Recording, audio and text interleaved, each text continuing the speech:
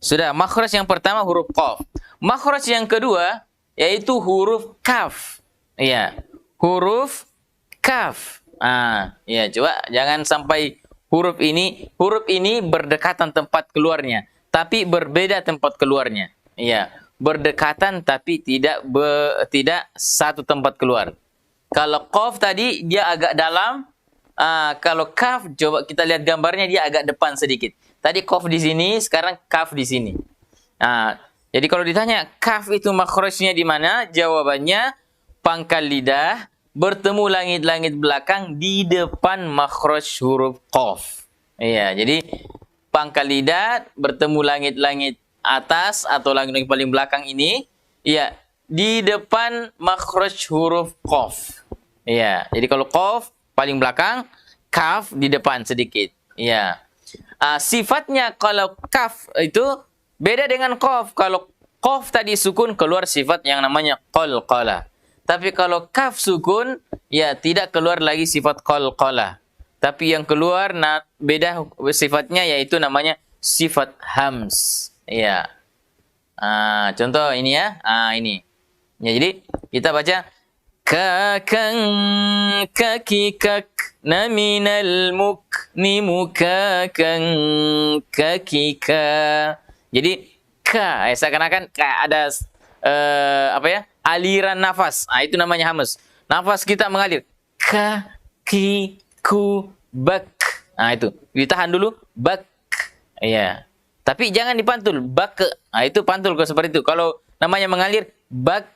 Ya, tahan dulu suara. Bak. Lalu lepas.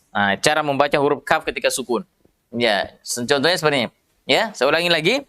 Ya, berlatihnya dengan kakang kaki kak. Kaki kak. Itu ada ak. Harus ada lepasan nafas dulu ketika kita ada mendapatkan kaf yang sukun. Ya, contoh kita membaca ayat kalau kaf berharakat inna a'tainakal kautsar. Itu ka. Iya. Jadi tidak sama dengan huruf K-nya orang Indonesia, huruf K-nya kita ya. Kalau huruf K-nya orang Indonesia tidak ada aliran nafasnya. Jadi kita mengatakan kaki saya, kukunya kaku-kaku. Mungkin seandainya orang Arab mengungkapkan itu kalimat tersebut, mungkin dia mengatakan kaki saya, kukunya kaku-kaku. Itu kan, itu namanya ada aliran nafasnya ketika membaca huruf K. Iya. Jadi innalladzina kafaru kafaru. Ya, tidak dibaca innalladzina kafaru. Ka tidak ada aliran. Ka ada aliran. Ya. Itu huruf kaf. Ya. Sifat itu harus kita berikan karena itu namanya sifat lazimah. Sifat yang selalu melekat pada setiap huruf. Ya, sifat lazimah itu artinya sifat yang selalu melekat pada setiap huruf. Kalau tadi qaf itu ketika sukun namanya sifat qalqalah. Kalau kaf ketika sukun atau berharakat namanya sifat hams, mengalirnya nafas. Oke, baru dua makhraj. Ya, nanti ada 10 ya. Kita lanjut lagi. Makhraj yang ketiga dari makhraj yang ada di lisan yaitu tengah lidah, ya, wasatul lisani ma'al hanakil a'la. Wasat artinya tengah, lisan tengah lidah, ma'al hanaki, hanak langit-langit, al-a'la yang atas. Ya, jadi kita terjemahkan tengah lidah ketemu tengah langit-langit. Ya, tengah langit-langit. Ya. Ada berapa huruf? Ada 3. Ya, yaitu huruf jim, shin, dan ya. Jim, shin, dan ya. Biasa kita baca ja, sha, ya. Ya. Perhatikan gambar yang ada. Ya.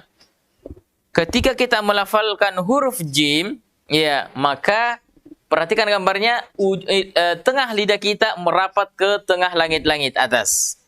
Dan rapatnya betul-betul rapat. Ya, artinya tidak boleh ada aliran nafas yang keluar ketika kita membaca huruf jim. Ya, makanya dibaca ja, ji, ju, baj. Itu baj. Tuh. Jadi tidak dibaca ja, ci, ju, baj. Tidak ada aliran seperti itu. Iya, ketika kita membaca ayat idza ja, tidak dibaca idza ja. Itu kan. Sudah bisa dibedakan ya? Mana idza ja dengan idza ja. Ya, hati-hati kalau ada logatnya ya. Jajan mas, itu nanti idza ja nanti itu jadinya ya. Jadi tidak boleh ada aliran nafas. Ya, kesalahan melafalkan huruf jim ketika kita membacanya dengan mengalirkan nafas kita. Ya, karena nanti dalam sifatnya huruf jim itu punya sifat namanya jahar. Ya, jahar artinya tidak boleh mengalir nafas. Ya, juga nanti dia punya sifat namanya syiddah. Tidak boleh juga mengalir suara. Jadi betul-betul ja, ji, ju, baj. Yang keluar ketika baj itu bukan aliran suara, tapi itu namanya pantulan suara. Ya, atau disebut qalqalah. Karena jim itu adalah huruf qalqalah. Ya, jadi tidak boleh ada aliran. Huruf jim.